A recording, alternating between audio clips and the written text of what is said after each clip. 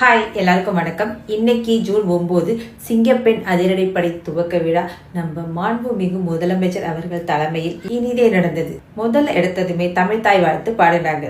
முதலமைச்சர் ஸ்பீச்சும் கொடுத்தாரு. அவர் என்ன பேசினாரு அப்படிங்கறத சுருக்கமா பார்த்துலாமா?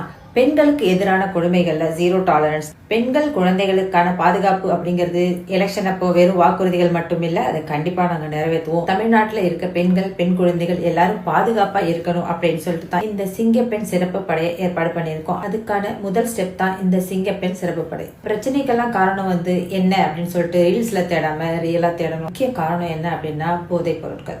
போதைப் பொருள் அப்படிங்கிறது வேரூன்றி இருக்கு. அதாவது போன மாசம் 10ஆம் தேதியில இருந்து ஸ்டார்ட் ஆகல, இது ரொம்ப ஆழமா வேரூன்றி இருக்கு. அதனால வேரோட புடுங்கி எறியணும். இது ஆழமா வேரூன்றி விட்டதை தடுக்காம இருந்தது யாரோட குற்றம்னு பேசி இப்ப பிரயோஜனம் இல்லை. இதை வேர்ல இருந்தே புடுங்கி எரிஞ்சாதான் பெண்களுக்கான இந்த சேஃப்டி ரொம்ப ஸ்ட்ராங் ஆகும். இது ஸ்ட்ராங் ஆனாலே சட்டம் ஒழுங்கு ஒரு ஸ்டடியா வந்துடும்.